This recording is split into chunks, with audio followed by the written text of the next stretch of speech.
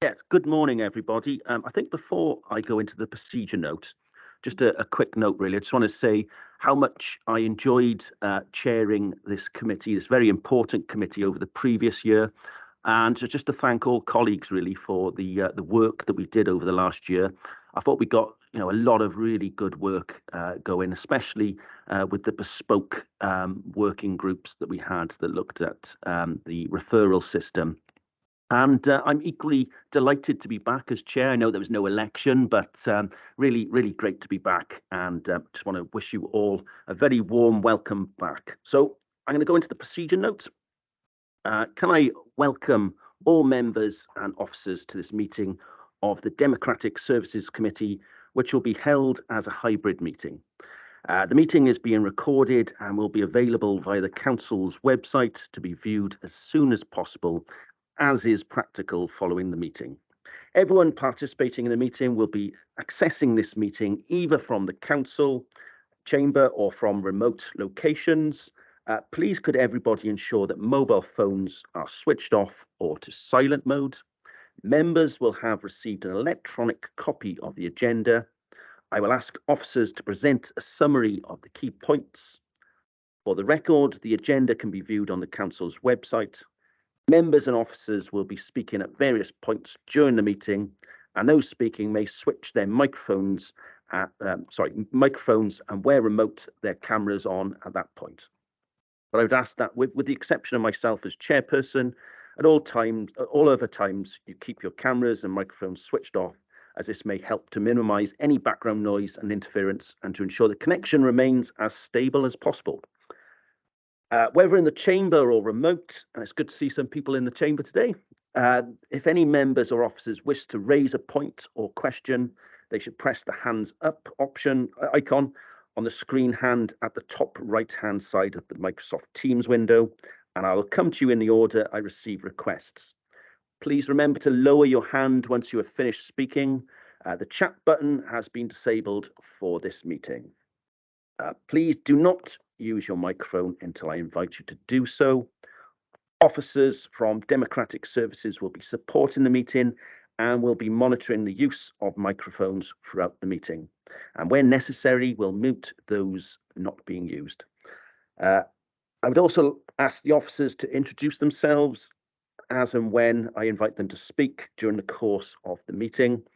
They too should ensure microphones and cameras are switched off when not in use, please. I will now proceed to the agenda business. First of all, apologies for absence. I did have one apology from absence. Councillor Dave Harrison, he did log in, but said that he's had to go off to something else. But he may rejoin us at a later point. But perhaps note Councillor Harrison's apologies for now and see how it goes. Is there any other apologies, please, Rachel?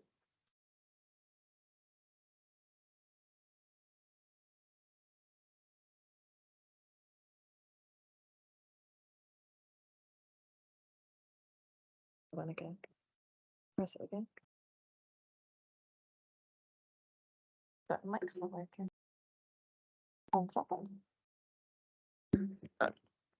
Just bear with us. Having a little bit of technical problems with Rachel's microphone.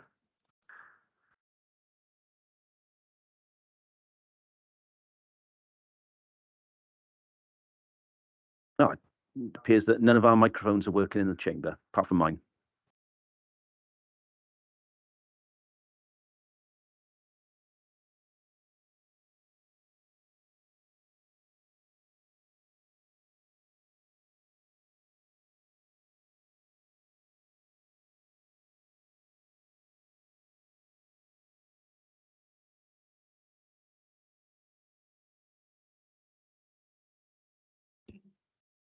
Yay, that's working. Sorry, Chair. That's all right. Yes, thank you. I've had apologies from Councillor Elaine Winstanley and Councillor Malcolm James. Thank you. Marvellous. Thank you for that. And moving on to agenda item 2, declarations of interest. Have we got any declarations of interest? No. Not seen any online. Moving on to agenda item 3, approval of minutes. Can we have a proposer and seconder for the minutes, please? I propose. Second. Thanks all three of you. Did you get that? Yep. I'm going to move on to agenda item 4, Democratic Services Committee Annual Report. Rachel, is that for you? Thank you very much. Thank you, Chair. Yes, so the purpose of the report for you today is to present to the committee the annual report for the period May 2022 to May 2023. Under the Local Government Measure 2011, it requires each council to establish a Democratic Services Committee and the committee to make a report at least annually to the council. As you can see in the report, it details the membership of the Democratic Services Committee, the dates of the meetings over the past year, excuse me, the terms of reference of the committee, and then on page 11, the activities of the Democratic Services Committee for this period. So if I can take you to page 11 then, just recapping really what the committee has covered over the past 12 months. So following the elections, the committee undertook a review of the All Wales Model Constitution and accompanying guides. If you recall, a working group was set up to conduct this work outside the committee, and then recommendations were presented to Council on the 19th of October 2022, along with the revised constitution and guide. The committee has also considered the Independent Remuneration Panel for Wales Report 23-24 and provided comments on that. Then in February, the committee received an update on the digital platform and member portal, resulting in another working group being established then to look at the councillor portal and the ongoing work that is continuing there. The working group then has met on the 3rd of May, and they've considered all various topics that members have raised, and also aspects that other members have raised who are not on this committee that have been inputted into the working group. They've kind of established a plan now to look at quick wins, training and development, responses, technical and compatibility, dashboards and engagement. The plan is now just to update the committee that the quick wins will be monitored by the group to see how they develop, and other areas will be explored now with the group on a topic by topic basis and discussed with the officers to try and find solutions which can be progressed and monitored. And the committee as well have also reviewed the delivery of the member induction programme following the elections last year, and then the ongoing member development programme, which you'll see is also on the agenda for today. The purpose really of this report is to receive and note the annual report and submission to council for information. Thank you, Chair. Great, thanks for that, Rachel. Read the report personally. I think it captures pretty much all the activity that this committee occupied. Really, I don't have any questions, but I do note that there are 2 questions in order. Councillor Martin Hughes, please. Well, thank you, Chair. It's obvious that we've covered a lot of ground and that we've been responding and reacting to any issues that have come up. So I think taking this approach has been really good, and I commend the report. There's just a couple of points that I'd like to raise. First of all, a question on 3.6, where there is a subcommittee in existence that looks at members' attendances. If I could have an indication of how often that committee meets and who are members of the committee, I think that'll be quite useful for the record. Also on page 315, the point has been made very well that there are pressures on the team who provide the service. And since I've joined the authority, I've been really impressed about the quality of the minutes. I also note that the quantity as well and the volume that the members receive. I think what we do need to do is just to consider ways in which we can help to lighten the load, because we don't want the team being put under additional strain when the work is ever increasing. I mean, one way of doing that might be to consider ways in which new technology and IT might be used in terms of, for example, word processing or whatever. I'm no expert on that, but it's certainly something we can look at. But the suggestion I would put is, well, is it really necessary for us to have the amount, the detail, if you like, the quality of minutes? Can there be some sort of compromise reached where perhaps in certain meetings and certain situations we can look at going towards more of a summary type of report where we look at the issues that have been raised, the questions that have been asked, but most importantly, the outcomes and what's been decided. I'll just leave that for the committee and officers to consider, Chair, but I do think that we have to question the priorities, and there's a balance to be struck there. So I'd be interested to see what others think of that. Thank you. Yeah. Thanks for that, Councillor Hughes. Yeah, I agree. I also think that the minutes are really well kept, and I think that there is, since the previous term, I think meetings have got a bit more complex. They're certainly longer, but I wouldn't suggest reducing the depth that we go into. But I agree. We have got to look at ways to reduce the burden on our staff, and that is potentially something that this committee could look at, I think, actually.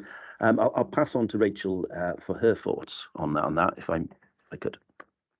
Thank you, Chair. Just in relation to your first query, Councillor Hughes, in relation to the subcommittee of the Democratic Services, which considers member family absence, that is an as-needed basis, really. It's when there's an issue where a member has an issue in relation to the regulations, that is where the committee would undertake that role. So it's not a regular committee. I don't recall actually ever meeting so far because there hasn't been a need. Who would join it? It would be a panel set up from this committee. So it would be nominated from this committee then who sits on it. In relation to the minutes, I'm really glad you hit on that, to be honest, because it's something that the team and I have been really working on the past few months. And we've been really trying to see how we can kind of reduce, particularly because one is to do with the time taken to draft such detailed minutes. Also, it's the translation costs. The budget for translation costs is going over and above every single year. It's just kind of escalating every single year because obviously we have to translate every set of minutes. So we have been working massively with all the team, including the scrutiny team and the committee's team, to reduce the set of minutes. So you may see a gradual change, really. It's going to take a while for us to kind of get used to a new style, but you will see a gradual change. And as you say, the focus, what we're doing is actually to focus on the outcomes and what was resolved and make sure that trail is there to identify how that decisions was how the committee came to that decision. But that is the plan. It will reduce massively the pressure on the team. But obviously, it's the issue, as I said, as the report highlights, where the new legislation is constantly putting more and more aspects onto democratic services that they have to do. We have to do decision records now for every committee, for example, and publish those within 7 days on the website. So it is increased pressure all the time. But by reducing the minutes, which is our plan, that hopefully will assist. So I'm glad, hopefully, with the committee's backing, that you will see the gradual decrease, and that your support is most welcome on that. Great, thanks for that, Rachel. Councillor Graham Walter, please. Thanks, Chair. And I would want to endorse your comments at the beginning of the meeting and those of Councillor Martin Hughes, particularly around the quality of support that we receive. I sit on 5 committees. This is the one I enjoy the most. I think the highlight for me and the point that we need to recognise is that the use of working groups has proved to be extremely effective, and I would want to make sure that we continue to do that going forward. Really, just in conclusion, I would move to note the report. Thank you. Thanks, Councillor Walter. Glad to hear you enjoy this committee the most. I share that enthusiasm as well. Councillor Ian Spiller, please. Apologies if I have some internet issues today. I appear to be cutting in. I would also like to endorse what's been said by the previous, really, Chair, and recognise the dedication and the hard work, certainly of the reports that we receive. I also would support a more summarised approach. Obviously, wouldn't want to lose the information that we're given, but like have a responsibility to look at the burden on the staff as well, and obviously making sure that obviously we keep that as succinct as possible. note, thank you very much for the report, and I'm quite happy to move forward as well. Brilliant. Thanks, Councillor Spiller. You are indeed cutting out a little bit, but I think we got the gist of what you're trying to say. It was pretty much echoing the comments of Councillor Hughes, which I echo as well. So can I have a formal mover and a seconder for the report, please?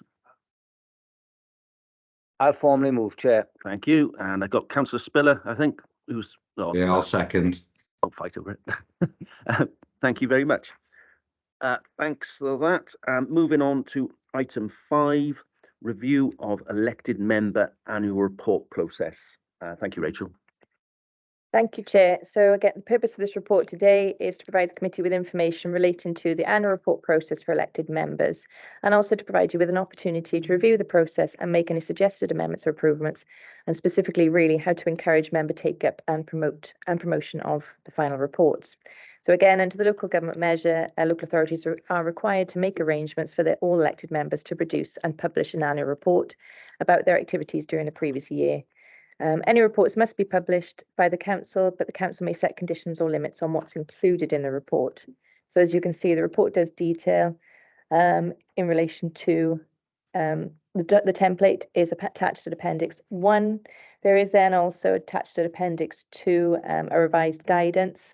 And then there's a sample Appendix 3 to assist you with completing your report. So really, this is just to detail your work from the 1st of May last year to the 30th of April 2023. Initial draft reports then need to be returned to Democratic Services by the 30th of June 2023. And then following review and finalising any formatting, they return to yourselves for approval. We then translate them both into English and Welsh and publish then, hopefully, by the 1st of September each year. We're also going to hopefully look to work with the comms team to advertise and promote the publication of the reports. And again, any suggestions from yourselves over how we can raise this profile over publishing them would be much appreciated. If I can just take you to page 17, is Welsh Government guidance then, which shows what the report should contain and shouldn't contain. So it's highlighting the fact that it should only factual information relating to the work of the councillor, avoiding promoting political achievements written in the past tense. They advise about 500-word limit. They also suggest in the main reports focus on aspects such as meetings, events and conferences attended, as well as training and development received. But that it avoids including information concerning activities where the member concerned is not operating in the role as a councillor, such as, for example, a party conference or something. The 3.10 then details the standard items to be included. I must highlight that there is no requirement for elected members to complete an annual report. However, all political groups will be requested to actively promote the completion of them by all of their members. So really today, what I'm looking to the committee for is to consider the process and provide any comments. And as I said, to consider how to encourage take-up of this and how to promote the final reports then when they're published. Thank you. Yeah, thanks, Rachel. Can I just get some timescales clear on this then? For the latest report, is the deadline, I think I read somewhere June the 30th, or have I got that wrong? Yes, that's correct. June the 30th. To be honest, this process, as I said, the timing of this committee is unfortunate, and I would like in future to get them out a bit earlier if I can in the future, so the members have more time to consider them. Thank you. Brilliant, thanks, Rachel. In the previous term, I was a pretty prolific report writer. I've slipped a little bit, so I've made a note of the 30th of June. I'm going to pledge to get my report in, because I do think they are quite useful, actually. I would ask that, do we have any indication of how often they're read? Do we have any, like, the clicks onto the links? Do we have any data on that sort of thing? No, I don't think we do, unfortunately. I don't think it's something that, I mean, I can discuss that with ICT and see whether there's any way where we upload it that they can monitor that. But I'm not sure, as I said, past ones, I'm not sure that was monitored at all, but we can certainly have a look into that. I'll make a note.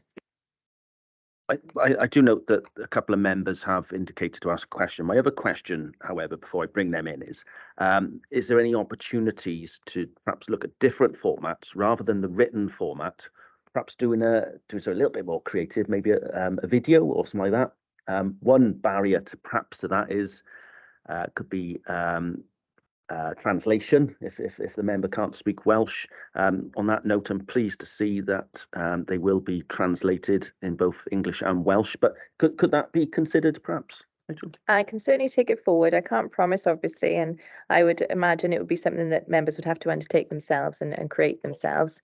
And again, we'd have to review them and check them, but because I don't think we'd have the finance, unfortunately, to undertake the videos ourselves.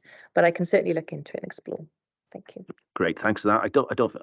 I think, yeah, I agree with that. I think it would be incumbent on members should they wish to do something like that. Great, so if you could feedback on that, that'd be wonderful.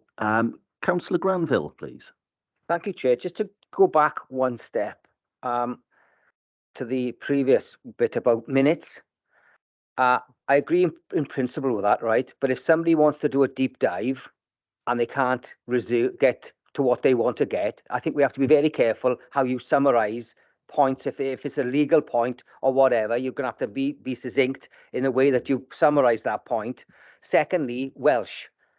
If you're going to change it from English to Welsh, normally Welsh is more longer to say than English. So it's going to be interesting how you do that as well from the committee side of things. That's all I wanted to make, Chair. And I made the dates as well, the 30th of June, as a report as well. Thank you. Oh, the other thing is, sorry, when you're saying you could put it in the public domain, right? Are we sure we can do that under the Data Protection Act? If somebody is putting something down on that sheet of paper that is a bit relevant, surely you'd have to take some legal advice on that, wouldn't we? Thank you, Councillor. Yes, as I said, once we receive them, that's where we do review them in Democratic Services, and any queries then I will get checked by legal. This is where the guidance will hopefully help, and it's asking not to refer to specific individuals, etc., because obviously of GDPR. So hopefully, as I said, once we get them in, we can review them all. If there's any queries, we can raise them and check them all before they get published. Great, thanks very much for clarifying that. And yeah, I agree with your points about the previous agenda item as well. We don't want to lose the detail. It's about reducing the burden on staff, I think, was Councillor Hughes's point. But yeah, Councillor Hughes, please. Yeah. Thanks, Chair. I think first of all, it's good to see that there's an exemplar form from Councillor Malcolm James. It's a pity he wasn't on the call today to receive our gratitude, but it gives a good indication of the sort of content there. As far as the video presentation, I'm not too sure of it, as I'm often told my face is better on the radio than the TV, but there we are, we'll leave that one there. As far as the content of the report, I think it's safe to say, Chair, that there is a tendency sometimes for certain members to over-egg the situation, in which case it would be useful to have some sort of formal fact check-in, which I understand is part of the process.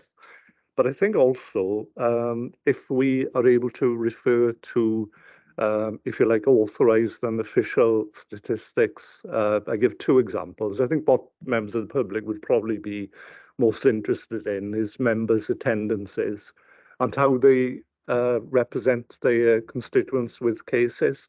So I think the first one, if there are any published attendance statistics that can be referred to, so that at least then we know that they are valid. And secondly, does the members' portal enable the facility for these figures to be extracted? For example, the number of referrals that are made during the course of the year. I think if we have that assurance that that information was ratified and was easily referred to, I think that would help and make sure that the reports that were presented are true and accurate and reflective of the situation. Good points, Councillor Hughes. I agree. Yeah, my understanding is that there are systems in place to record attendance, obviously, as is the case with the number of referrals as well. So in previous reports that they did, there was an indication on the number of referrals, so that could continue. I don't think the number of referrals is necessarily the only barometer, of course, so it's got to be taken into context as well. One thing I'd be recently I've been meeting with quite a few organisations. We get lots of emails from various third sector and charitable organisations. I've been meeting with them. I'd probably like to put that on there actually, because I think perhaps my constituents would be rather keen to know who I'm meeting with. Really, there's an accountability thing there as well. I think so. So maybe that could be an extra thing. Just to check that I'm correct with the referral system. Do you have any other comments, Rachel? Yes, thank you, Chair. It was one thing, funnily enough, that I need to flag up with the team, because I think the portal as it stands is not very easy at this point in time to pull that information off, as was with the old system, the OTRS. So I was going to speak with the team and see whether they could just spend a bit of time supporting members to get that information. It may take some time for them, but I was going to see if they could do that. But this is something that I'm hoping maybe the portal working group can follow up as part of their work and monitor, because there is the development of the dashboard, which is on the list for the working group. And it is hoped that with the development of that dashboard within the portal, that will be able to pull that information off much, much easier. So obviously the working group is going to be monitoring that work of the dashboard and going forward. But I will flag up with the experienced team. I'll speak to them directly and say, look, can we maybe spend a bit of time supporting members to get this information for their annual reports over the next few weeks? Thanks. Councillor Granville, please. Yeah, just to update the committee, when you do a member referrals to Valleys to Coast, they're not registered, and outside bodies. So they couldn't, right? Because it's such a vast number of referrals go to Valleys to Coast. The only way you can do that is if you keep a list yourself, right? And then you'd have to put it onto the figures. But then are you going to be trusted with the right figures? You know, it has to go through a system so it can be logged, to be double checked, to make sure that you are doing the referrals and outside bodies. So until we get to the grips of that, I can't see them putting any figures out, because the stats would be lagged in a different way. Thank you, Chair. Rachel's indicated that she'd like to come back on that point. Thank you, Chair. Yes, Councillor Granville, I agree. And that's something, again, I've noted down, and maybe we'll raise it under one of the compatibility aspects within the working group. I think it's worth following up. I'm sure someone did raise it about that in the working group. So it's something that will be followed up to see whether there is some process where those types of referrals can be logged within the portal system going forward. Good to hear it. Previously, in previous term, referrals to social housing providers were counted, I think. And like you, Councillor Granville, I do interact quite extensively with Valleys to Coast and other social housing providers. So yeah, I echo your comments in that regard there. Of course, there's other organisations as well, the police, for example, Natural Resources Wales, many could go on and on, couldn't we really? So yeah, good point. And thanks, Rachel, for clarifying that. I've also got a question from Councillor Walter, please. Thanks, Chair. Less so a question, more points of information. I'm currently on the councillor portal, and notwithstanding what's been said about external casework, you know, with social housing and what have you, you can actually see the number of referrals that have been made through the referral system, and total them up quite easily at the bottom of the portal. If that helps. Yeah, thanks, Councillor Walter. Yeah, I've got quite a large number of referrals, but I think the number indicated on using that method, I find it a bit dubious. I think it's overstated mine, to be honest. I think they're counting a couple of referrals from the previous term, personally, for me. But perhaps if Rachel can go away and clarify that to see if those numbers are accurate, we'll take that forward as an action. I've got no more questions myself, and it doesn't look like any other members have any further questions. So are we happy to have a proposer and seconder? Formally moved, Chair. Good. That's a second, Chair. Oh, sorry, Rachel's indicated she wanted to make a quick comment, please. Thank you, Chair. I was just wondering to get the committee's comments on how you feel in terms of other ways maybe to promote the annual reports when they get published. Obviously, as I said, I'll speak to comms. We can possibly get a notice out on social media. Is there any other way you think we might be able to get the word out there about these annual reports, please?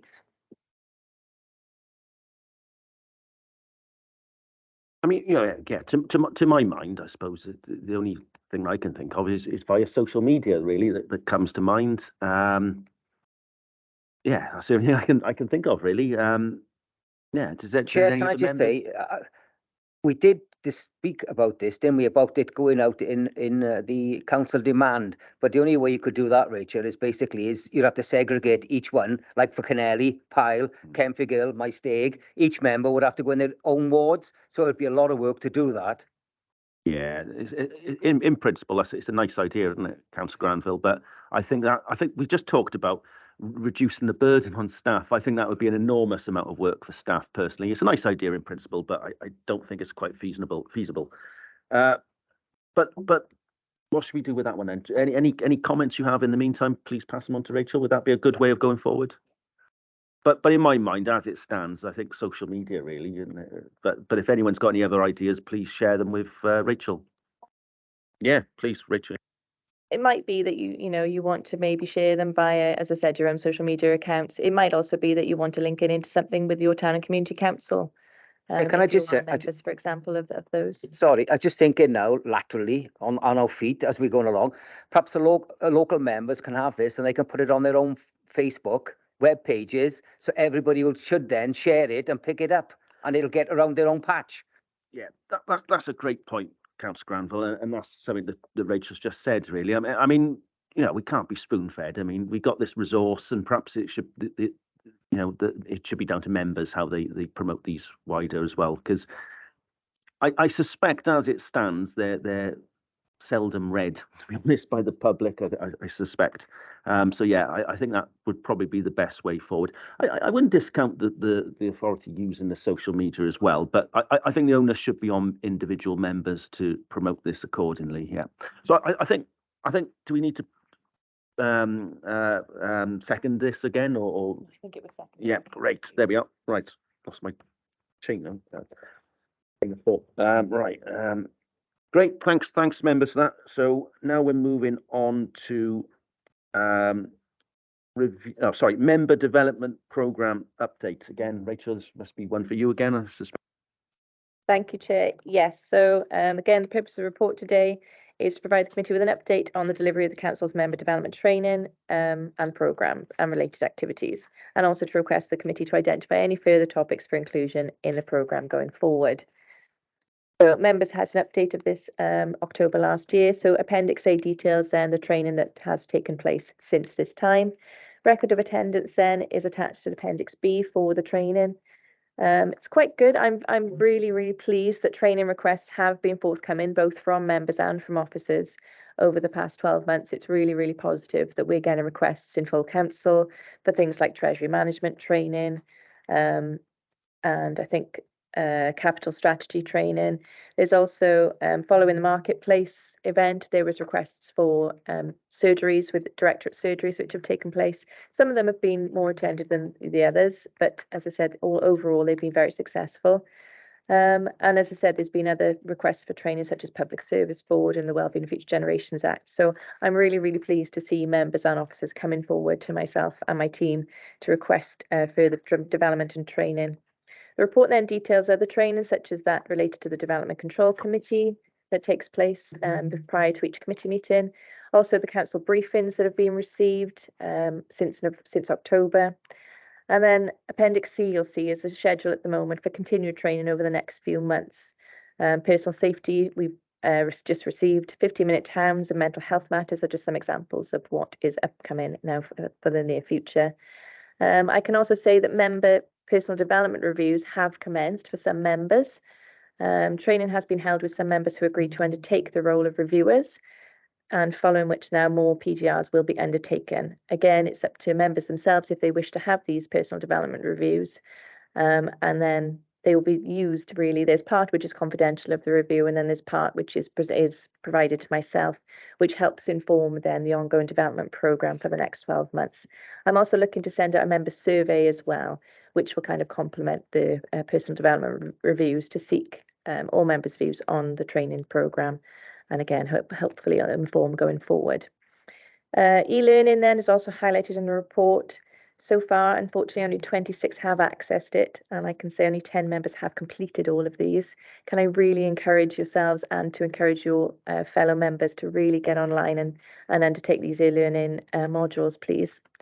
And just finally, on the Learning Development website, we are looking hopefully to revamp this a bit for members and get all the presentations and videos, for example, recordings, for example, up on there shortly.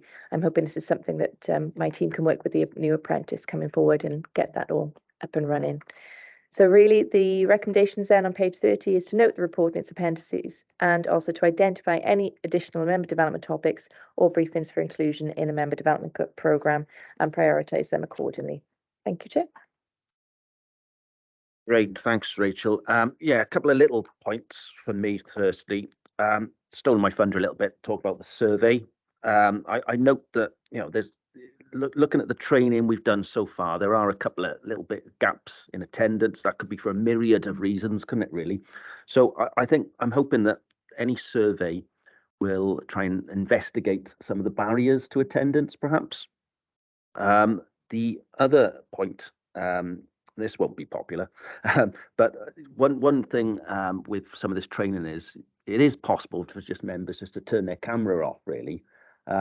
Is there any consideration of some sort of assessment? Perhaps that could have a knock-on impact in attendance then, wouldn't it, really? Maybe you wouldn't want to attend training if you knew there's going to be a little test at the end, or something like that. But perhaps can we look at a way of getting round just turning your camera off, and I'm not suggesting anyone does that, but there is the possibility that could happen. I don't think members are doing that, but the public perception could allude to that fact. I'm sure it's not the case. My other question, a little bit more positive. I think the training going forward is quite exciting, actually. Some of the aspects of the training, I do have the opportunity to do training similar in my work capacity, but nevertheless, obviously, some members won't have that opportunity. And I think actually, things like the public speaking and working with the media, I think that's really positive. Bullying and harassment, all of those soft skills are really positive as well, as are the briefings on the 15-minute towns and the mental health matters. One area that I think would be quite useful for all members would be some sort of training on welfare and benefits. And I'm aware of quite a few providers that provide training in that regard as well. And I think dealing with departments like the DWP and things like that, that could be quite useful for members as well. So if you could have a little look at that, that'd be great. That's all from me. Councillor Martin Hughes, please. Thanks, Chair. Yeah, I'd agree with that. I think the role of a councillor is, does sometimes extend beyond that, and we are here to represent our communities in a lot of matters beyond the jurisdiction of the council, if you like. I think the training is usually more effective when there are these little tests and discussions along the way. I think that interaction is important, and there have been some training courses that have been quite more effective by deploying those devices. One thing I would pick up on is the directorate member surgeries, which I think are great as a concept.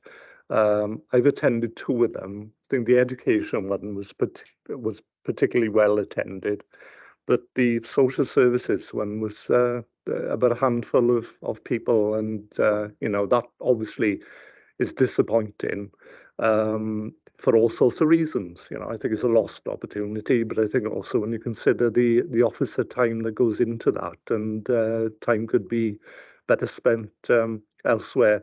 So I think in organising and arranging future meetings, if we could try to get members to commit to them, and at least the day before, to have an indication of the attendance that can be expected. And I think now and again, I think if the decision is that you have to rearrange because of anticipated lack of numbers, then that should happen. So that's my only comments, Chair. But as a new member to the authority, I've found the training to be particularly valuable. It's covered all the issues that I've been concerned about, and I definitely feel 12 months on, you know, that a lot has been gained through the process. So thanks to everybody involved. Thank you, Councillor Hughes. You made the point about member engagement much more succinct than I tried to. I think I share your views there. I think it's down to the skill of the training host, isn't it, really, to make sure it is engaging, and that would evidence engagement from members, really, and far better than having a test, I suspect, isn't it, really? Yeah, that's great. You also mentioned the surgeries as well. Just a little bit of feedback from some members in my group. Lots of positivity there. They've been very well received as well. Can I move on to a question or a comment from Councillor Granville, please? Thank you, Chair. Just to say, I'm all in favour of what you've just said, but we must make sure we're not duplicating members' time here. I sit on the audit, and so does Councillor Hughes, and we deal with a lot of stuff in housing, with different items within housing, so I wouldn't want to duplicate that. On planning, as you know, I'm chair, and I do encourage all members to attend them training sessions. The next one is Welsh Water, which is really good, right? It's about the discharging and everything else. And after that, we've got rights of way, which is a benefit for people that perhaps don't walk footpaths, but should know the legalities of footpaths, bridle ways, and things like that, Chair. So, you know, if it could be broadened out so people that are not on committees can attend them, you know, I think people will pick up things a lot easier as they go along. Thank you, Chair. Just make a point. I'll bring Rachel in now. That's really interesting, Councillor Granville. I mean, you've just said, I'm not on Development Control Committee myself, and you've just said two areas there, Welsh Water and rights of way, and they're two areas that are quite considerable interest to me in my ward. So I'll do my best to look out for them and hopefully engage on them. Oh, that might be a bit challenging, but there we are. Okay, I'll certainly look out for that then. Rachel, please. Thank you, Chair. Yes, just supporting what Councillor Granville and the Chair have said in terms of the training. Recently, I did promote one of the development control training sessions because it was relevant to the Scrutiny Committee and some of their queries on Section 106 housing. So I think, again, you know, if you could promote this, all the DC training is open to all members and it's sent out to all members. So again, yes, I would like to encourage members to attend those if they are available, because they can inform yourselves for other work that you undertake on behalf of the council in your role. The other thing I was just going to mention was in relation to the thing that what the Chair raised about keeping cameras on. Funnily enough, we've been revisiting the legislation and we are going to trial it. We were a bit concerned that in terms of having all cameras on, that there may be an issue with kind of internet connections, etc. But we are looking to trial it in some of the training now going forward to see, and we may even bring it into committee meetings where we do ask members to actually turn all their cameras on in future. I think there's some councils that have done that, but it's to do with the legislation because it does say that you must be seen and heard. So I think that's a thing where we might be taking it forward in the future, that we do ask. We're going to trial it in some of the smaller committees and see what connections are like, and trial it in the training. But I think, as you said, we had a training this week with an external provider, and she always asks members to keep their cameras on and everything. So I think it would be quite useful going forward. Thank you. Great. Seems like strong agreement from members on that one. Can I go to Councillor Walter, please? Thank you, Chair. Can I go back to the issue of e-learning? And Rachel highlighted quite a low take-up and an even lower completion of what I think is a mandatory suite of learning modules. And I'll put my hand up and say I have accessed the e-learning facility, but I have struggled to not necessarily in terms of understanding the learning, but I've struggled with the technical side of submitting a completed piece of work, for example. So I think I've probably got one out of maybe 2 or 3 that I've attempted to do. Now, I like to consider myself to be relatively competent in terms of using, you know, laptops and what have you. But I'm wondering if one way, I'm aware that there are more, shall we say, senior members in terms of shall we say, age profile rather than length of service, who do struggle with that side of things. And I'm wondering if there isn't a facility, or we couldn't establish a facility, conscious of officers' time, where we had a committee room for, you know, half a day, and members were invited in to do some e-learning, but there was somebody there to help them, not with the answers to the sort of assessment once you've done the e-learning, but making sure that the technical side of it, submitting what you've done, can be achieved. It's just a thought based on my own experience. Thank you. Yeah, thanks very much. I think that's a really useful contribution, and I'm sure Rachel will take that away and just see what the demand is, I think, really, at this stage, isn't it, really? And obviously don't want to waste officers' time, but let's see the take-up, yeah. So thanks for that, Councillor Walter. I don't have any more questions from any colleagues either. So can I have a mover and a seconder, please? I'll formally move that, Chair. Great. And get a mess here. Right, last one now is the Democratic Committee Forward Work Programme. Thank you, Chair. So the purpose of the report today is to present the committee with their proposed forward work programme for the next few months. You'll see it's attached at Appendix A, and we discussed this at the previous meeting. So you'll see the next meeting now is set for October. And then you have the independent remuneration 24-25. We'll also look to have a portal working group update. And also, I'm hoping by that point we might have something drafted on the member research protocol that's now coming. It's another thing under the legislation that we need to consider. And we need to then present something and agree a research protocol going forward. There are some possible other items that are in the pipeline, possibly for the committee. They haven't been confirmed as yet in terms of dates, but as soon as they are, I will email out all the committee and advise you and for you to agree on the forward work programme. Then obviously into February, we've got the member development programme update. As I said, one of the examples for that could be coming up is the final guidance on the Local Government and Elections Wales Act.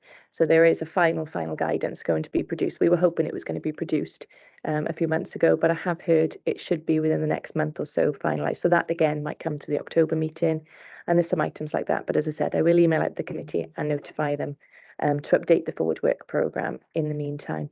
If there's any other items that you see or you have today, but if there's anything in between now and the next meeting that you think could be considered, please let me know and I can add that to the forward work programme. Just to update members as well, because I know when we discussed this last, there was the request about the review of the Constitution. However, when I did look into that, it's not actually within the committee's remit to look at the Constitution on a regular basis. It was just requested by full council that to look at when we looked at the model, instead of full council looking at the model, that this committee undertake that task, but it's not actually within the committee's remit. It is in the Constitution how parts can be reviewed. They're to be forwarded to the monitoring officer for consideration, and then any changes then are presented to full council. But as I said, it was kind of a one-off with the model, where instead of having full council debated, it was tasked to this committee to undertake. So unfortunately, we won't be taking that one forward. But as I said, if there's anything else you see, if there's any other consultations that come up, Welsh Government consultations that you think are relevant, please let me know and we can see if we can add them to the forward work programme. Thank you. Yeah, thanks, Rachel. I must say it's a little bit of a pity that we can't have another look at the Constitution. Can you recommend any ways that if members do have any ideas now that everyone's been in for at least a year, how they could demonstrate change then for the Constitution? Or advice changes, Advice changes, as I said, if there is any comments or anything that you wish to be considered, it is directly emailing Kelly and requesting that then any considerations be changed. Laura and Kelly, you can email, and then they will be considered. And as I said, if there's any proposed change, then it will go forward to full council. Thank you. Great. Councillor Hughes, please. Thanks. I think Rachel read my mind, so I think she's answered all the queries, and thanks for the additional questioning, Chair. I think that's quite clear now to members. Thank you. Yeah, thanks for that. Councillor Granville, please. Thank you, Chair. I didn't see it, but I wrote it down just for training purposes. Rachel, I wonder, can we have them a bit shorter, up to 2 hours, 1 to 2 hours, no longer? Because I think a span longer than that is harder to concentrate, and you're not taking it all in if it goes to 2, 3 or 4 hours. You know what I mean? So the shorter, the better. You get your brain into gear, and you're taking it all in. Thank you, Chair. Yeah, I think I agree with that. The only last question we got on here, member research protocol. What exactly does that mean? What it is, under the new legislation, there is a requirement that councils consider how to provide research support to all members across the local authority. Obviously, you can see it could escalate into something huge, trying to provide research support to 51 members. So this is where we are trying to see what is possible, particularly within our current resources. So we've had meetings with, I've had meetings with the other heads of democratic services across Wales via the WLGA. And we've discussed it, and they've got a draft protocol that they've drafted now to assist local authorities in this. And if you can understand, it's ranging between, you've got some local authorities like RCT where they have a lot of research support already for scrutiny. Cardiff have some research support for scrutiny as well. So there are some local authorities who have that, whereas we're more in a situation similar to the Vale of Glamorgan where we do have limited resource facilities for research. I will say we've got some research ongoing with scrutiny via the performance team, which is going to be really beneficial to scrutiny going forward, but it is limited. So it's trying to have a look at what WLGA say in their research protocol. We'll look at what we have in place, because there's obviously some facilities we already have there. So what is in the communications team that can provide some support to members? What are there in each directorate that maybe be able to provide some information and also kind of it's ways to direct members. So if you wanted this information, similar to what we've done with the portal, get this information out there so you can actually locate it yourself. So what we're producing to yourselves and getting out there on a regular basis. And then when things are published, for example, making sure that members are forwarded on and that type of thing. So it's looking at what we've already got in place and then what we could possibly do to grow that. But we do need to be careful and be realistic, because this could escalate massively in terms of resource and the demand, obviously. Thank you. Great, thanks very much for that. Can I have a mover and seconder, please? I'll formally move, Chair, the recommendations. Thank you. Second, Chair. Thank you. And we're moving on to urgent agenda items, which we haven't got any. So really, I'd just like to thank you for your attendance today. A nice